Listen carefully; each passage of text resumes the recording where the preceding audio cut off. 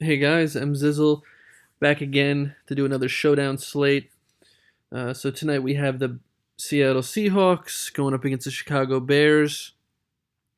So here I'm back on DraftKings, just gonna kind of go over again the slate in general, kind of the player pool and players that I'm gonna look to target tonight, and kind of just give my thoughts overall, and then I will construct a lineup here, as well to finish out the video. So I mean, just in general, this is a tough game to kind of get a gauge on who's going to be the big time players. I think you can go a bunch of different ways here. Obviously, I like Russell Wilson the best. I think he's just the best player in the game. He's the quarterback, and usually I've said in past videos, don't play the quarterback in the MVP spot. Um, but in this case, I think that we can make an exception there because Russell Wilson not only throws, but he runs. So we're going to get some rushing yards. We may get a rushing touchdown. And he's just really all Seattle has. I mean, he makes them go. They have a couple decent players at wide receiver and Lockett and Marshall. And, the running back has got Carson and Penny, who we're not really sure who the lead guy is. So everything they do is probably going to revolve around Russell Wilson. I also think that Chicago wins this game. So Seattle should be playing from behind, which will help Russell Wilson rack up some extra points late, through the air, trying to come back, and they should be passing for a majority of the game. So I'm going to start putting Russell Wilson in the MVP spot. He's so expensive; it does kind of limit us in what we can do. But I think that he scores the most points, so I'm going to put him in there. But I don't hate throwing Jordan Howard in that spot. I don't hate throwing Allen Robinson in that spot. And you could even do a lineup or two with Tyler Lockett or a Brandon Marshall or something like that. If Seattle ends up winning this game, and if they do so, it will be through the air. And, one of those guys can score a touchdown or two touchdowns and, end up putting, 20 points on the board and kind of just being a little bit of a contrarian play and allow you to fit some other people in there. But for this lineup, focusing more on cash, we're going to go with Wilson and just, lock up his points. So Trubisky, I'm not sure what we have, and this is kind of the problem with the Bears offense. I'm not sure who they are at this point. We saw last week Trubisky had some good moments, some not so good moments. Jordan Howard looked really good, and they threw him the ball a lot, was what I liked. I mean, he had 5 targets through the air, which he struggled in the past kind of receiving the ball, but it seems like he may be a better receiving back. And he kind of was the main guy. They didn't go to Tariq Cohen as much, which was always a little bit of a concern last year. How much was Tariq Cohen going to play? How many snaps was he going to log? But if you see here, Howard had 80% of the snaps in week 1. So that's a good sign. So I really do like him. I think that they're going to be winning. I think they're going to grind it out and run towards the end of the game, which will give Howard more involvement. And now that he's involved in the passing game, I really do like him. We'll have to see if we can fit him into the lineup with the cash constraints, but I think he's a good play. Trubisky, like I said, it's just kind of an unknown with him and what he's going to do and who he's going to target, which is also, the problem when it brings us down to Allen Robinson or Trey Burton. Who's he going to pass to? So I could throw Trubisky in the lineup. I don't think he's necessarily a bad play. I don't think he goes off. I don't think he scores over 20 points, but does he get 15 points like last week? Yeah, I could see it. I mean, if we look, 171, he runs a little bit, Trubisky as well, which you don't think of, but he does run a little bit. So that gives you, maybe 1 or 2 extra points that you might not get otherwise. But I'd like to see him kind of get more yards and take more shots down the field, which we didn't really see last week. If he starts doing that, I would like Trubisky, and then that brings Allen Robinson really into play here because he's a big play threat. And last week they didn't really do that. He had 1 or 2 balls where they kind of threw it up to him, and he made the play and came down with them. But are we going to see that on a regular basis? Robinson did have 7 targets, 61 yards. He should have had a touchdown. Trubisky totally missed him last week. And if he scores that touchdown, he has a really good day. So I have a feeling that at home, the second game, I think Chicago kind of saw what they did wrong in week one, kind of taking their foot off the gas. I think they're going to attack more in this game. I really do. And I think that brings Allen Robinson into play. I see him scoring a touchdown today.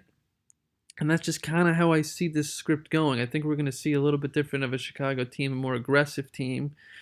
And they're going to win this game, by a touchdown or so. So I like Allen Robinson a lot. I think he's the number one target. I think the targets are going to be there, and the opportunity for a touchdown is going to be there. So I'm going to throw him in a captain spot in a couple lineups as well. But I'm also going to just try to have a good amount of exposure to him in general. So let's throw him in the lineup. So that brings us down now to Lockett, and then we'll talk kind of about the receivers for Seattle. Lockett's kind of a boomer bust guy. We saw last week he had 4 targets, 3 catches, 59 yards. 51 of them were on one, bomb. So he really, is a big play guy, but Baldwin's out. So again, there's a lot of unknowns in this game about how people are going to be utilized. Is Lockett going to be used more in the slot now? Is he going to be the guy, or are they going to go more Brandon Marshall? And Marshall last week had 6 targets. So does he get the expanded role? Is he the number one? Who's the number one? So it's really hard to gauge. I think in GPPs you go more Lockett. In cash, I may go more Marshall. But I don't love either, to be honest with you. So, you're making a couple lineups, throw them in, sure. But are they core plays for me? I'd say no. Lockett for GPPs, I'll definitely have some, but not tons. We move down here now into kind of the more lower middle range. Trey Burton. Everyone's freaking out about Trey Burton. He only had 1 catch last week. He had 6 targets. I mean, I think that again they just played so conservative and they got up so much early that they went away from what they really want to do, and I see them being more aggressive. So I like Trey Burton, and for 7,000, I think he's a pretty good play at that price point. I just think they're going to air it out a little more than they did. I could be wrong, and Trubisky's just not good, and they can't do it. But I think that Nagy's going to attempt to see what he's got at home. Seattle doesn't have a great secondary this year. And I think that he's just going to try to get the passing game going because, for them to be a team that can challenge for the playoffs, they're going to need to, open things up more than they did in the second half against Green Bay. So Burton's an option.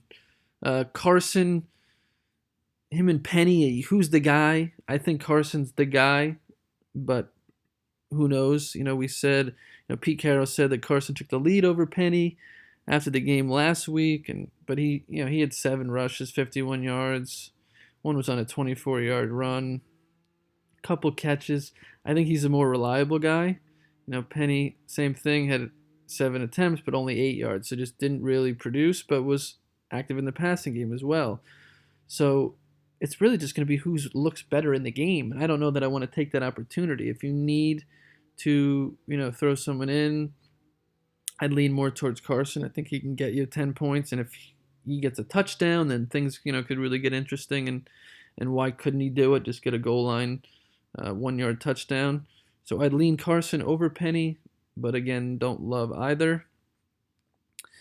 And then kind of the only other people that I like are the kickers, as I've spoke about before.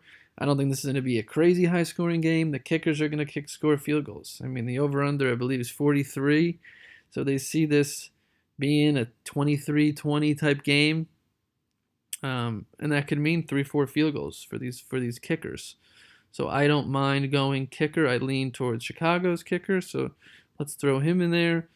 I also think the Bears' defense is not a bad play either. I mean, Chicago did... they're really loaded up front. They're going to get sacks. They caused turnovers last week. Obviously, they're not playing against Deshaun Kaiser, but Russell Wilson can turn the ball over, and the Bears, I think, just have a good D. I really do, and it's going to be a low-scoring game, kind of a grinded out type situation here. Don't hate the Bears. And then Janikowski. I don't think you can go wrong with Janikowski. If you need to just save salary to get some bigger name in there, Seattle's going to kick 2 field goals, and they score a touchdown. You can get 7-8 points out of Janikowski. And if this ends up being a game like it was last night, the Giants and the Cowboys, that's pretty solid production for someone in your lineup. So let's see kind of what we can do here. We got 6,600. We said we liked Burton. Let's throw Burton in the lineup. That leaves us 6,400. I would like to get a pass catcher for Seattle. So let's throw Brandon Marshall in and see what that leaves us with. We could go Browns D, or we could go Seahawks. Seahawks kicker. Let's go with the Bears D, and I think that tells a pretty good story for us. I think that Russell Wilson's going to get his. He's going to throw to Marshall. We think the Bears are going to open it up a little bit in the passing game more than they did last week, giving opportunity to Robinson and Burton to do well. And then, the Bears defense gets a turnover or two and kind of keeps, things low scoring from Seattle's perspective and gets some points for themselves. So that's kind of my thoughts on things. That's kind of my my player pool here. I think you could go a bunch of different ways. Like I said, I'm probably going to have to make a couple different lineups tonight just because I'm not sure how this is going to go. There's unknowns on both sides, not only on how they're going to play, but who's going to get the targets and who's going to get the production.